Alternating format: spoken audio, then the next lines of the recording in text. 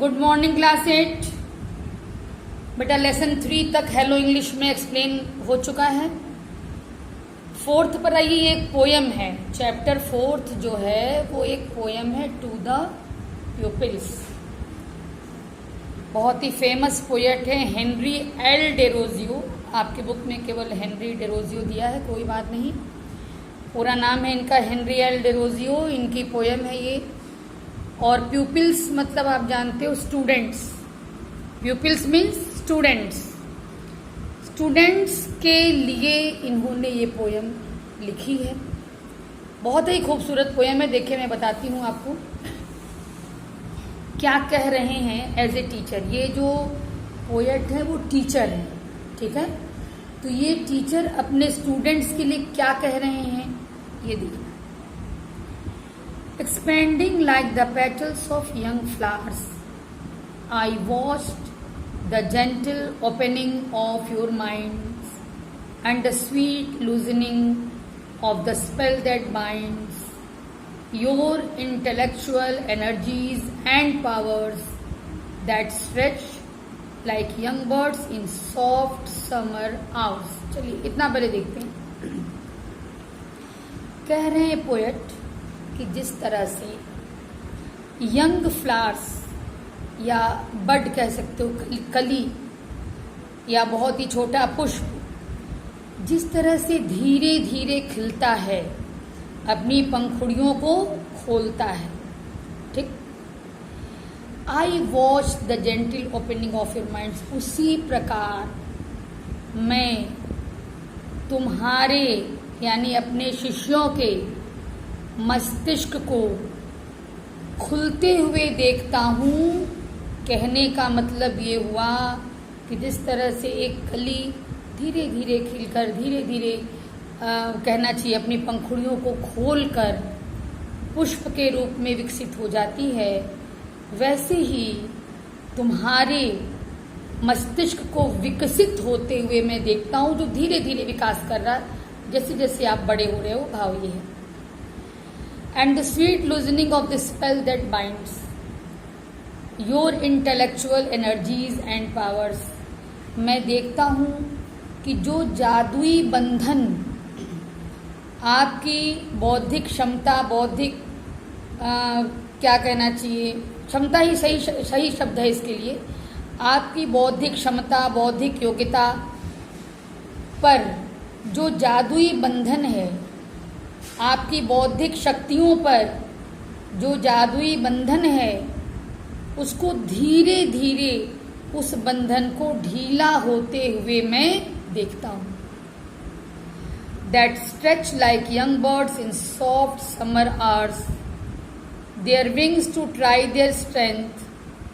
Oh how the winds, पढ़ेंगे poem में winds मत पढ़िएगा, ध्यान दीजिए। Oh how the winds or circumstance and freshening April showers of early knowledge and unnumbered kinds of new perceptions shed their influence। सुनिएगा ध्यान से। इन्होंने कहा ऊपर की लाइंस में कि मैं आपके बौद्धिक क्षमता, बौद्धिक शक्तियों पर जो जादुई बंधन है उसको धीरे धीरे खुलते हुए उस बंधन को देखता हूँ, यानी कि आपकी बौद्धिक क्षमता को विकसित होते हुए मैं देख रहा हूँ। जैसे जो बेबी बर्ड्स होती हैं, ठीक है, जब चिड़िया के बच्चे बहुत छोटे होते हैं तो उन्होंने कहा है सुबह के टाइम सॉफ्ट समर आवर्स, देखिए सॉफ्ट शब्द का यूज क्यों किया है। समर यानी गर्मी, तो गर्मी तो दिन में तो गर्मी बहुत ज़्यादा होगी ना, तो मॉर्निंग टाइम में जब गर्मी बहुत कम होती है, थोड़ा सुखद वातावरण होता है जिसमें, उस समय जो बेबी बर्ड्स हैं जिनको उड़ना नहीं आता, वो अपने पंखों को धीरे धीरे फैलाती हैं और उनके पंख अपनी ताकत को आजमाते हैं, ट्राई करते हैं अपने स्ट्रेंथ को, क्योंकि उड़ने की कोशिश करते हैं। और किस तरह से इन्होंने कहा, हाँ एक मिनट, भाव इसमें क्या है, भाव इसमें ये है कि मैं तुम लोगों को, अपने शिष्यों को देखता हूँ कि किस तरह से अपनी योग्यता के आधार पर आगे बढ़ने की कोशिश करते हैं, कुछ और ज़्यादा जानने की कोशिश करते हैं।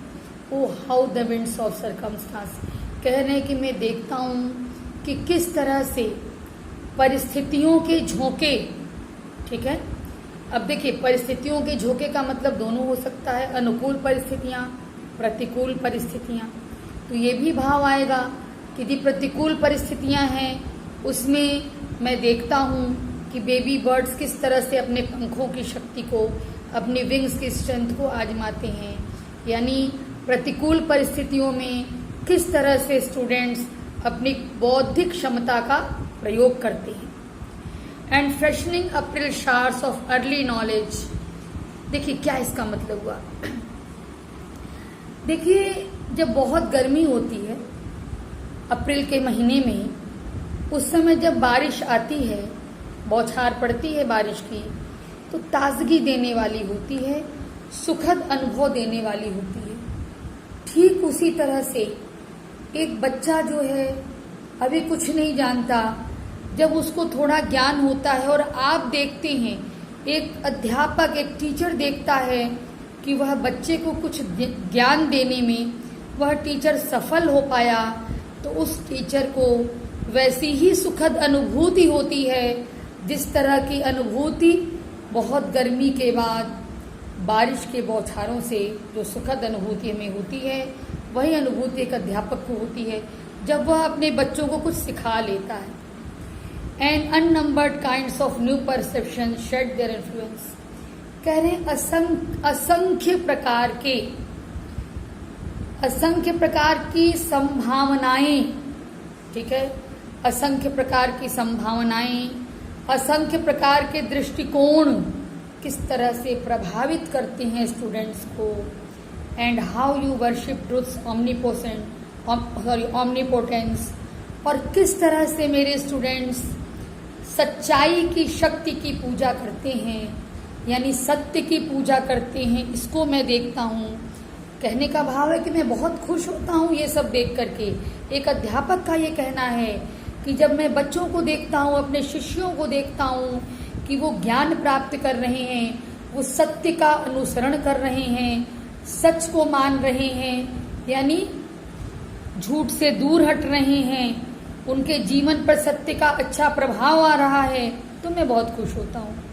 अब देखिए, लास्ट 4 लाइन्स बहुत ही इमोशनल, बहुत ही सुंदर लाइन। एक टीचर की भावना देखिए। What joys reigns upon me when I see fame in the mirror of futurity।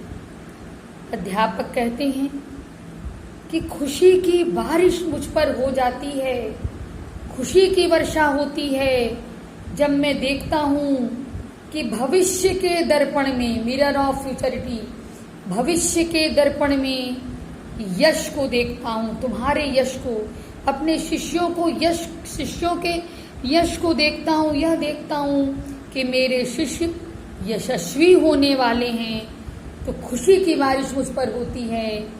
Weaving the chaplets you have yet to gain, मैं देखता हूँ कि उस माला को, उस हार को गूंथा जा रहा है, जो हार तुम्हारे गले में आने वाला है जब तुम सफल हो जाओगे। यानी कि तुम सफल होने वाले हो, निश्चित तौर पर सफलता तुम्हारे हाथ लगने वाली है, और तुम्हें यह हार, विजयी होने के कारण तुम्हें यह हार पहनाया जाएगा, तुम्हारा स्वागत किया जाएगा। Then I feel I have not lived in vain, तब मुझे ऐसा महसूस होता है कि शिक्षक के रूप में मेरा जीवन व्यर्थ नहीं गया, मेरा जीवन सार्थक हो गया। ठीक है बेटा, बहुत ही अच्छी पोयम, कुल मिला के मेरी बहुत ही फेवरेट पोयम है। तो मैंने पूरी कोशिश की है कि आपको इसका मीनिंग में अच्छे से समझाऊं। और कहने का मतलब ये है पूरी पोयम का कि जब एक अध्यापक अपने शिष्यों को आगे बढ़ते देखता है तो बहुत खुश होता है, और यह खुशी आप लोग अपने टीचर्स को देंगे बेटा, ऐसी मेरी कामना है, मेरी शुभकामना है, मेरा आशीर्वाद है। इसमें करना आपको ये है, ये ऊपर सेंट्रल आइडिया दिया है, इसको आपको लर्न करना है, और ये एक्सरसाइज सॉल्व करके आपके यहाँ जा चुका है, इसको आपको लर्न करना है। तो आप लोग central idea learn and right करिएगा, ये आप लोग का होमवर्क है। ठीक है बेटा। थैंक यू बेटा।